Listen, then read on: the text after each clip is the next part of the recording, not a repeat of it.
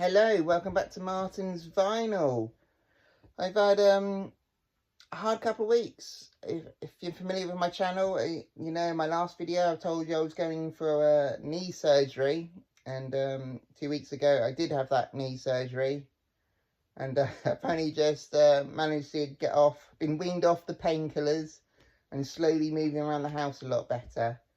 It's been hard. Haven't done much purely because I haven't moved, but what I have been doing is going through the records that I already got, and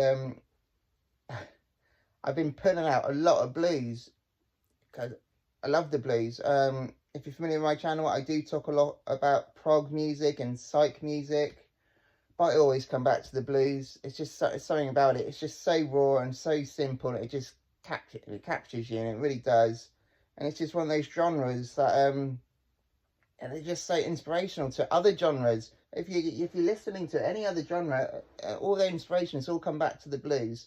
They're just the guys who started it. Such talented musicians and artists. A lot of them are really good. And I'll be talking to you about my blues collection that I've got. I've got a good stack to show you, and I'm very excited to show you all. But I'm going to try and stick to the really raw, bluest of the blues albums to show you. I'm not going to try and show you too many modern things. I think I've got maybe one or two exceptions, but no, artists like C6 Steve and Gary Clark Jr., I won't be talking about them. They're too modern to be talking about the real good blue artists, guys that I'm going to talk about. But so let's do it. But no blues collection is complete without talking about the Three Kings. And those Three Kings of the blues are B.B. King, Albert King, and Freddie King. They are the holy trinity of blues masters. They're brilliant, the lot of them. If I had to pick one guy out of the three, like who was the best, it would be B.B. King. He is the master of the blues. I've got I'll start with showing you B.B. King. I've got To Know You Is To Love You. Great album, and to top it off, I got a promotional white label promo copy of it. Love this album, really good. I also got B.B. King live in Cook County Jail. It's got this great textured, it's like jeans, denim sleeve that is on it. This is a great album. This is a live album done at Cook County Jail, and his connection with the audience is amazing. You would think he was playing to royalty the way he's playing to them. It's really good, and his connection and the back and forth he has with the audience is really good. The only one that can top it off for me is for live performance wise is Live at the Regal. That album is a top one for me. It's one of the holy grails for me. I really want that album, but that's a good one to listen to. B.B. King live at Cook County Jail. I've also got B.B. King in London. This is a promo, not a white label promo. This is what was promoted for his tour in Europe. This is the album released just prior to his tour Europe. And on this one, he does a lot of his own his main songs, but he's got some British blues guys on here as well. He has Alex Corner on here, and Ringo Starr, and Jim Price, and Bobby Keys, Gary White, all great British blues guys, all as B.B. King's backing band on this one. It's really good. This one, like I said, all his hits, but just, I think, just slightly a bit more better than normal, because he's got British blues guys with him. Also got B.B. King Guess Who. I got B.B. King's Blues. And I've also got B.B. King's Blues and Jazz. And I've got B.B. King's Friends. Now, all these albums I've shown you, just quickly, they all are really good albums, but they don't have any of their monster hits. So all these past albums I've just shown you, they're quite cheap to find and quite common. But they're definitely, if you see one, don't pass it. It's going to be cheap, and it's definitely worth a listen, because it doesn't matter what B.B. King touches. It's gold. Really good. Alright, moving on to the next one. One of the Three Kings. I've got Albert King, Live Wire, Blues Power. Now, Albert King is an amazing blues guitarist. He definitely rivals B.B. King when it comes to the guitar. and his playing influenced many other artists. I mean, Stevie Ray Vaughan is heavily influenced by Albert King. He even played with Albert King a couple of times.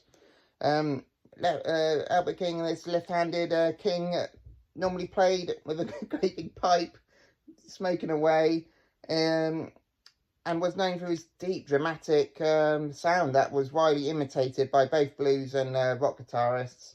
But this Live Wire, Blues Power, is a great album.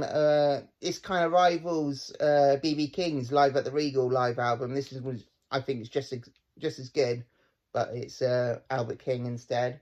But other albums you might know them from, which are like his big ones, which I also want, is Born Under a Bad Sign. It's a great album, and Lovejoy. Great album, great live album from start to finish.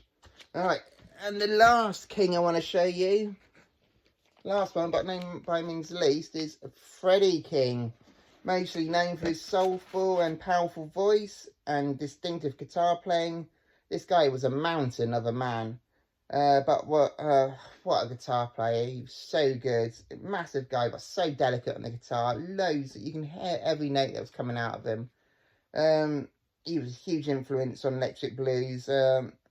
Albums to listen to as well as this great live album is Getting Ready and Burglar. Both great albums to listen to. Three Kings, amazing stuff. Alright, moving on.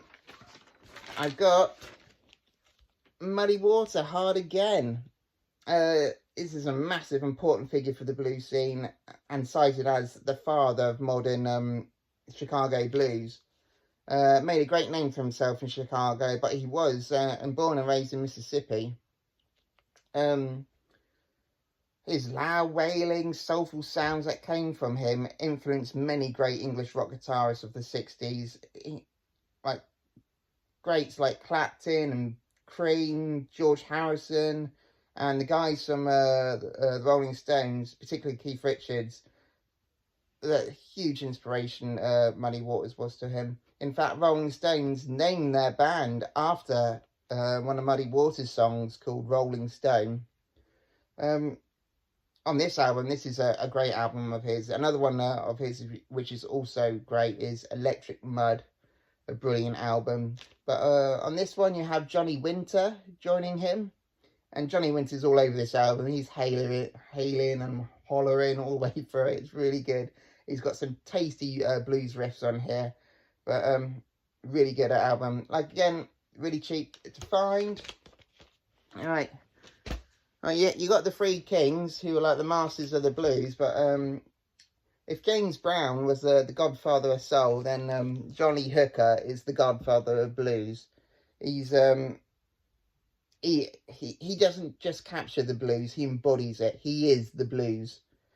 Not technically the best guitarist though, and he's not really the best singer. In fact, what he's known for is his talking blues. He mostly talks through this. But yes, it is talking blues, but he is the master of it. His voice is so haunting and so harrowing. It's hard not to be captivated by his playing. It just, like before, it just really grabs me. And it's anytime I see John Lee Hooker, I pick it up. But I've got a whole box upstairs just full of compilations of Johnny Hooker stuff, of his CDs. I've got loads of them. But if you're familiar with my channel, I reference Johnny Hooker a lot because I'm a big fan of his. I look at the back of other artists' albums and go, well, that's a John Lee Hooker song. That's a cover of John Lee Hooker. He's everywhere. He's inspired so many people. This is a great one, Folklore. It's just him and his guitar. I think he has someone else join him on the bass of one or two songs. But it's just really raw, really bluesy. This is like the essence of the blues. Really good. Same can be said for this one as well. Johnny Hooker again, Real Folk Blues. Really, really good. Again, same like the Folklore.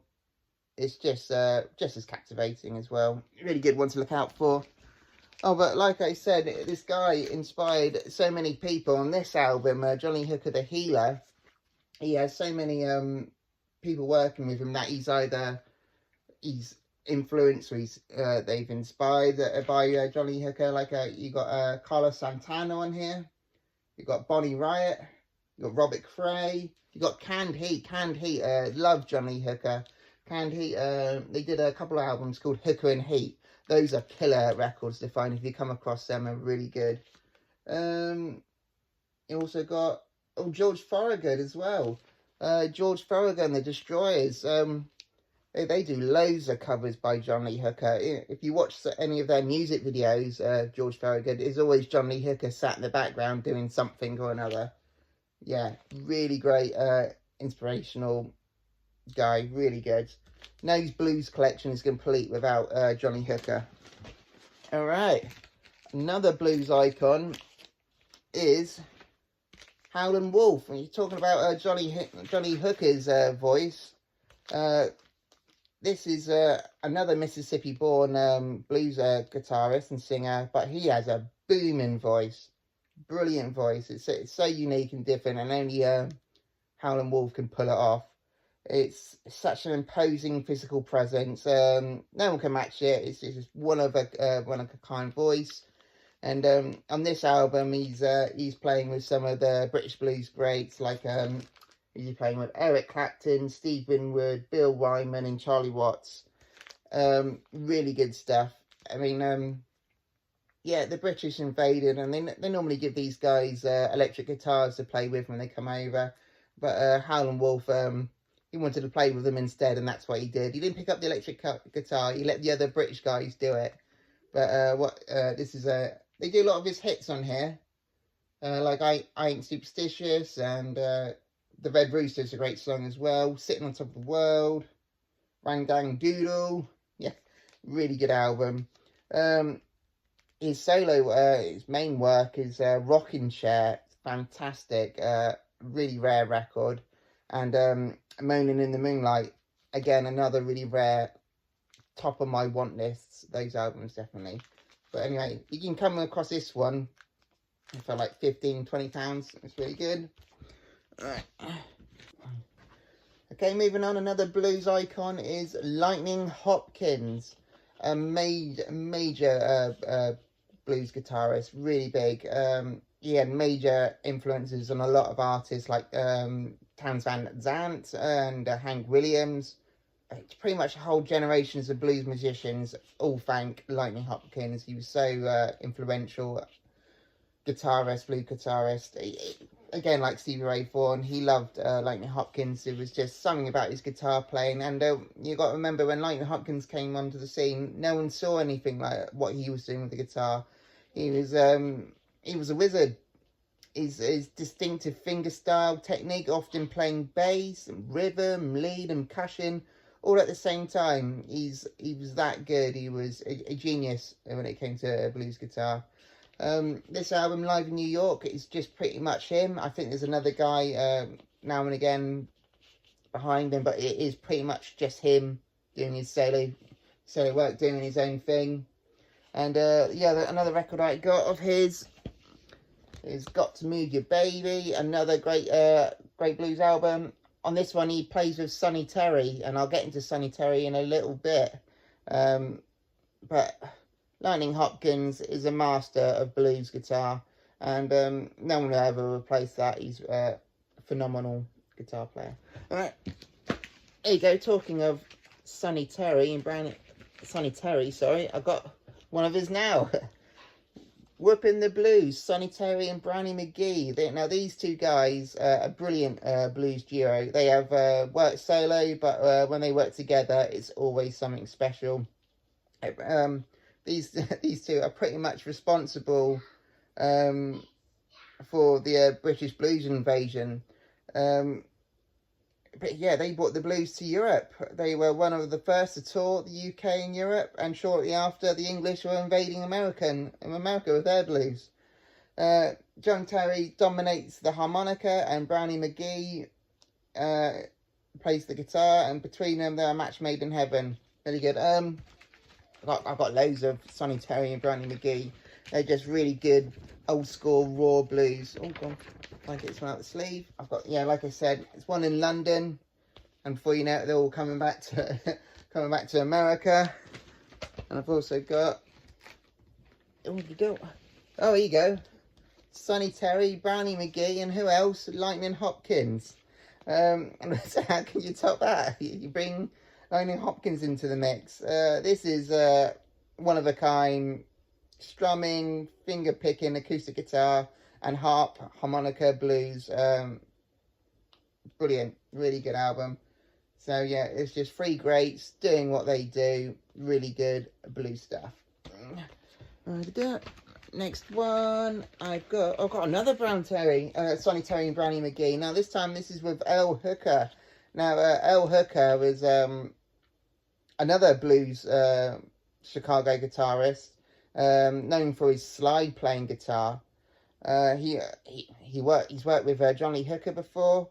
Put him together with Terry and Brownie McGhee, and it doesn't get any better.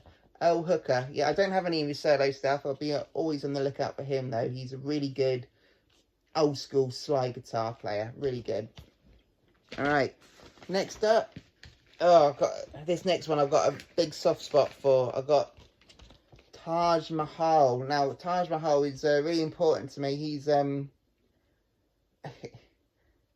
it's when my wife was very heavily pregnant when my daughter was born. I was all over Taj Mahal. I couldn't stop listening to him. It's when I first discovered him 10 years ago, and I haven't put him down since. Every time I listen to Taj Mahal, I think of my daughter, my family. Yeah, that's the connection that we have. This guy is a multi-instrumentalist. He plays guitar, piano, banjo, harmonica, and many other instruments, often using elements of world music into his work. So he's not just blues, he can be a bit of fusion sometimes. But whatever he's doing though, it's just cool. It's cool blues music, really good stuff. Now this album is Natural Blues.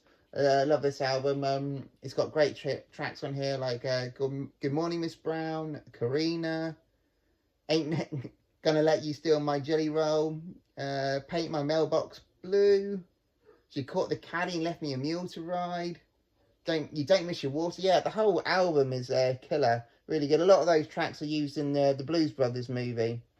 Yeah, really good. Another albums to check out by him, which are equally good, is his self-titled Taj Mahal, and the other one is Giant Step. Yeah, those are great albums as well, worth checking out. I love Taj Mahal. There he is. Love that guy. Alright, moving on. Oh, I've got a heavy hitter for you now, guys. Oh, I've got a big one. Hold on. Oh, keep it in this. Can't pick it up. Got Fleetwood Mac. Now this is one of my favourite albums by one of my favourite bands. These guys are amazing. I love the blues, and I think one of the main reasons why I love the blues is because of this band. When I was in my early 20s, I was quite naive. I picked this one up, a CD, thinking of the Fleetwood Mac that we all know now with Stevie Nicks and Lindsey Buckingham. And I threw it on, and I was like, what is this? This has got to be a mistake. And I checked it all out. It turned out it wasn't a mistake. But this Fleetwood Mac, it doesn't have Lindsey Buckingham or Stevie Nicks. This is Fleetwood Mac when they first started and birthed by the blues guitarist Peter Green. Peter Green is my personal favourite blues artist, musician, guitarist ever. He's phenomenal. I love the guy. And yeah, this is one of my prized possessions records. This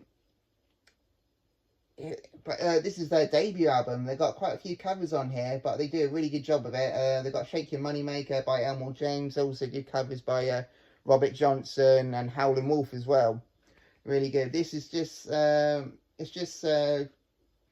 Peter Green, Jeremy Spencer, and founding members as well of Mick Fleetwood and John McVie. Those two guys went on to join Stevie Nicks and Lindsey Buckingham.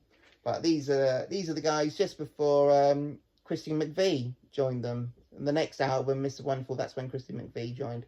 But this is essential blues listening. I can't stress the importance of this album. I love it so much. Alright, it's on it's an original Blue Horizon label, so this goes for a few pennies. So watch out if you do find it, because it'd be worth quite a bit. Alright, moving on. Oh, we've got the next one, probably one of the greatest blues piano players ever. There we go. This is Otis Spann. There you go, you can see it properly now. The name of the album is The Biggest Thing Since Colossus. I never was a fan of the cover art. I like the back. That's a lot better for you. You can see what he is. Even though this guy was a huge name in Chicago, he's been playing since the 40s. He never recorded anything until the 60s. That's when he got the opportunity to record anything. He's played with all the greats, but he just never did anything by himself. Not only a great pianist, but he has a really good voice to follow with it as well. It's mellow and smoky, but always powerful. This album, The Biggest Thing Since the Colossus. Now, as great as Otis Spann is, this album is a particular favourite of mine because he is backed by Peter Green's Fleetwood Mac. So not only have you got a great blues pianist and singer, he's back. You got Peter Green on guitar, and you got Mick Fleetwood on drums and John McVie on the bass. So Fleetwood Mac are the backing band, and God, it's a great album. It's a really good album. I've listened to this. You have to listen to this, and you will enjoy this. You will. It's such a pity, though, that modern bands don't follow suit with this sort of thing anymore. No one does that sort of thing anymore. They collaborate with the greats, but really good. Otis Spann, Fleetwood Mac, brilliant stuff. Alright, talking of Peter Green, got another guy that he's worked with before, and that's John Mayall. John Mayall is a brilliant blues player, and he was the creator of Blues Breakers, which had Peter Green in it. He also had Eric Clapton play for a bit as well. He introduced so many others into the musical world as well. Yeah, as the title suggests, he plays the blues alone. Except for drums. Keith Hartley plays the drums in this. Keith Hartley, you would know from his solo work, Keith Hartley's band. Yeah, he plays the drums. Apart from that, John Mayall plays all the instruments himself. So he recorded it all himself and mixed it in. He produced this. He did all the cover art and everything for it. There's also a quote on here on the back from John Peel praising this album. It's really good stuff. This album is a tribute to John Mayall's talents, and probably and arguably the best British solo blues album ever. Really good. Really good. I thoroughly enjoy this one. It's a good listen. Alright, last one I'm going to show you, because this video is getting long. Now, this is a comp, but it's just an artist I want, because I don't own any of his stuff. This guy right here is Big Joe Williams. He's an American Delta blues guitarist, notable for his distinctive 9-string guitar. I think you can just about make it out in there. This guy's been performing for 5 decades, and he recorded classic blues songs such as Baby Please Don't Go and Crawling King Snake, which has been covered and copied and recopied and time again. Most of the essential blues songs have come from this guy. He pretty much played everything over the decades with the same beat up 9-string guitar. It's astonishing that you got any sound of it, because that guitar it's been through it. It's seen a lot of things, that guitar. Yeah, he played his 9-string guitar through like a ramshackle amp with a pie plate. Let me say that again. He played a 9-string guitar through a ramshackle amp with a pie plate nailed to it and a beer can dangling against it. That's what his equipment was, and that's how he got his distinctive sound. It's incredible stuff, and it's really good old country blues. Yes, I know it was a comp, but it's very rare to find anything by Big Joe Williams, and if you do come across it, it's very expensive, but he's definitely worth a shout out for this video. Alright, that's it. I've got to stop because I think I'm starting to lose my voice a little bit. Thank you very much if you made it to the end. That is like a good chunk of my blues collection, and I'm always out looking for blues. So I'll probably be making a second part of this video very soon. So if you haven't already, please like and subscribe. And I'll talk to you soon. I'll be at home a lot now, so we should be making a lot more videos for you guys. Alright, talk to you all very soon. Thank you, bye.